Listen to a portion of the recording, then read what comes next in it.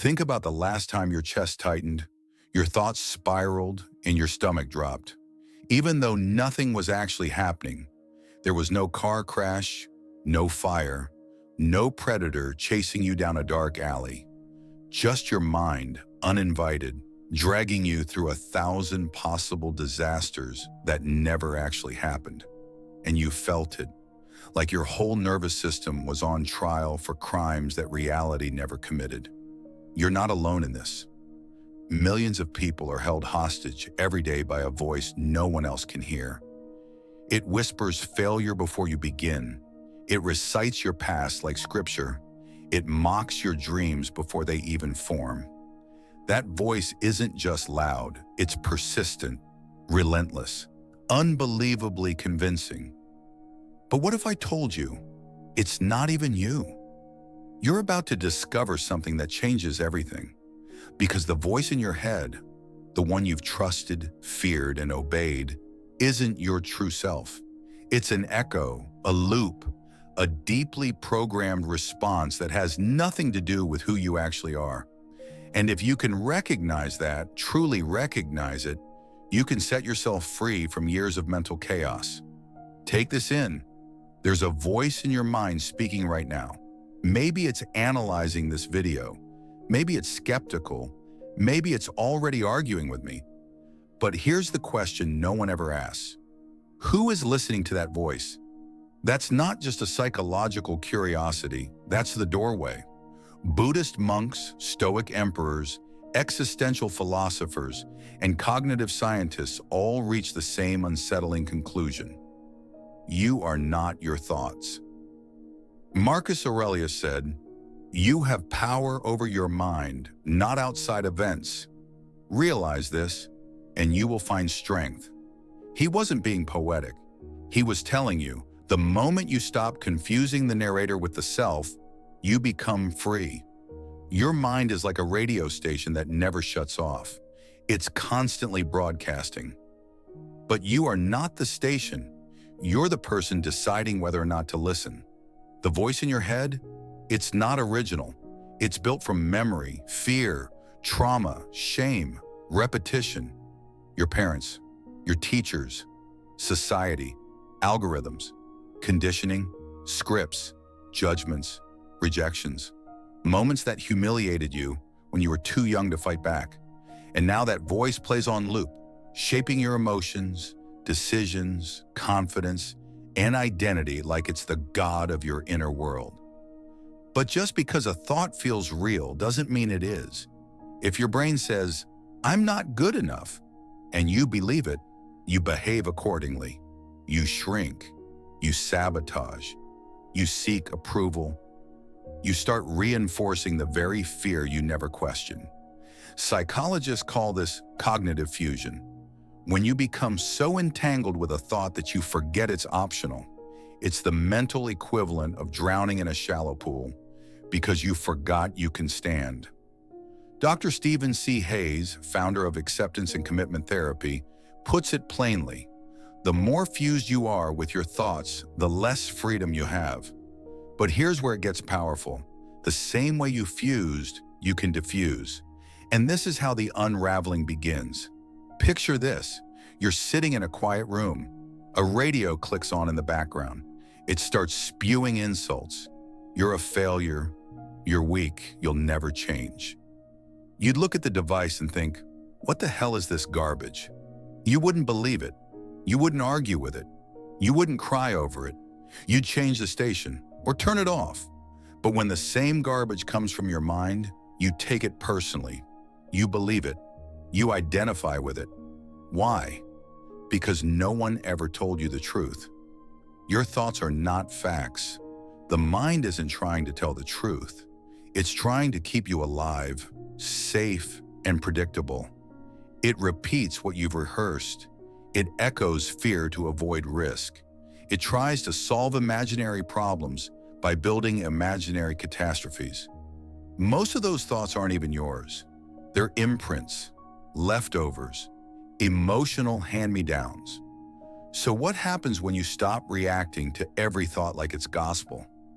Something stunning. You become the observer. And the moment you become the observer, you stop being the prisoner. Let's take this further.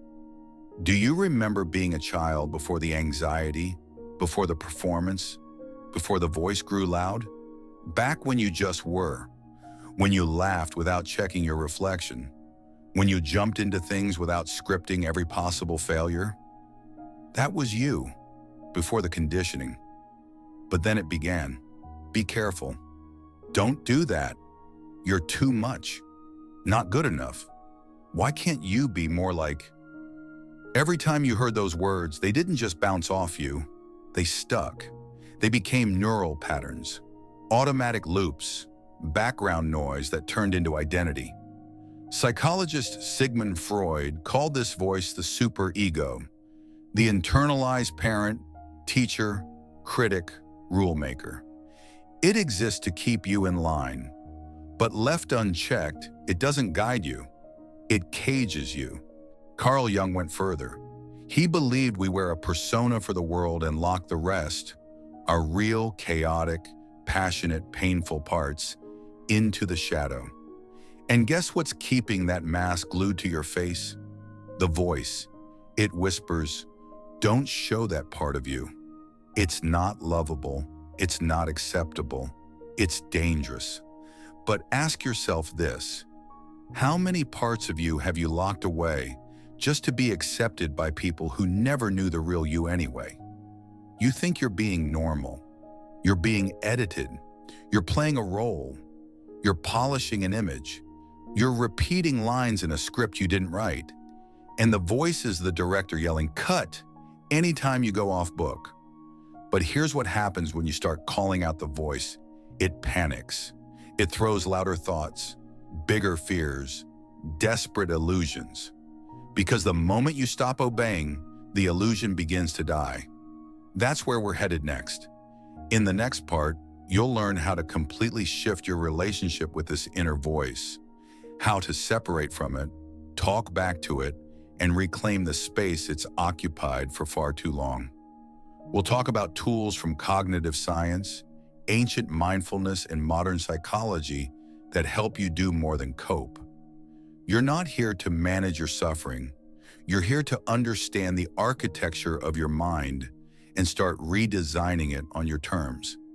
And it starts with one question. If I'm not the voice in my head, then who am I?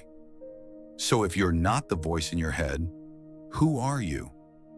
This is where the ground beneath you starts to shift. Because for years you've believed the story, the identity, the limits. You wore them like skin, but now you're beginning to see the voice isn't a narrator, it's a parrot. It's repeating things you were never meant to carry. If someone taught a parrot to scream, "You're worthless," every day, would you believe the bird? Of course not. Yet your mind says it, and you fold. The truth? You're not broken. You've just been over-identified with mental noise for so long, you forgot what silence feels like. Let's get practical. The next time a negative thought strikes, I'm failing. I'm not enough. Everyone else has it together. You pause, and instead of reacting, you name it. Not as truth, not as identity, but as what it really is. My mind is having the thought that I'm failing. That one shift creates space. Space between the observer and the observed, between you and the noise. And in that space, freedom. This is called cognitive diffusion, a technique from acceptance and commitment therapy. You learn to step back, to notice the thought instead of drowning in it. No drama, no battle, just awareness. That's the game changer. You don't have to fight the voice. You just have to stop mistaking it for you. But don't be fooled. Your mind won't surrender quietly. It's spent your whole life driving the car.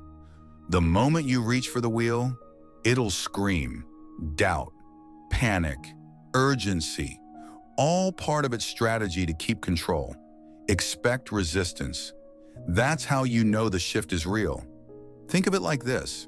Your thoughts are clouds, constantly drifting, shifting, blocking the sun, then letting it through. But you're not the cloud, you're the sky, always there, untouched, watching. This awareness, the part of you that sees the thoughts, is your true self. It's not reactive. It's not afraid. It doesn't need to control everything. It simply is. And when you live from that place, something wild happens. The storms lose their bite. The fear becomes weather, not a prophecy. The anxiety becomes a signal, not a sentence. That's why mindfulness isn't just meditation on a cushion. It's a way of being, noticing, naming, letting go. Imagine this. You're in traffic. Someone cuts you off. Your mind says, "What an idiot." You feel your chest tighten, anger rising. The story starts. People are so inconsiderate. I'm sick of this. Why does this always happen to me? Now pause. What's really going on? Just a thought, a reaction, a narrative. But what if you didn't grab it? What if you said, "My mind is creating a story about being disrespected," and let it pass? What happens when you stop adding fuel to every fire your mind starts? That's not passivity, that's power.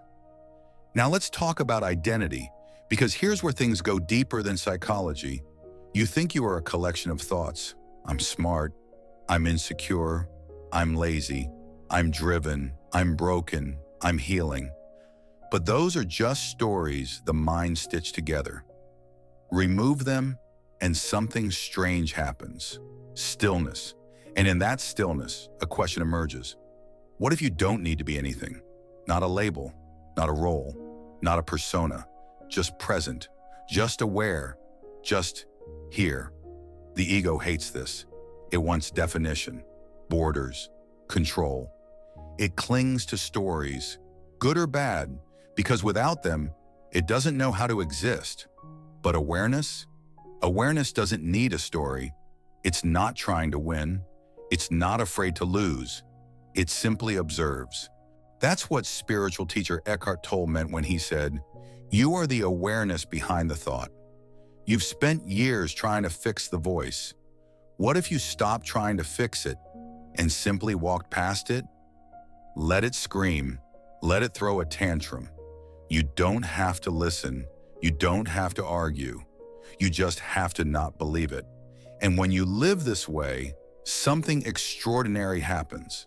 The mind becomes quiet, not silent, but less aggressive, more like background static than a marching band. You begin to see clearly, make choices from clarity instead of fear. You speak without overthinking. You rest without guilt. You move without needing permission. And here's the kicker. Life doesn't stop being hard, but you stop being ruled by the noise. That's a transformation, not a perfect mind, not total peace, but freedom from identification. So what do you do now? You practice. Every day you watch your mind. You listen without reacting. You name the thought. You create space. You choose, over and over, not to believe the noise. Until one day the voice tries to start its usual story, and you just smile, because you know it's just static. It's just programming. It's just the past trying to replay itself. But you are not the past.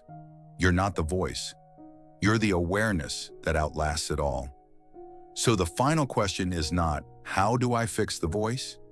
It's this. Now that you see it clearly, will you let it run your life? Because the moment you stop identifying with it, you become limitless.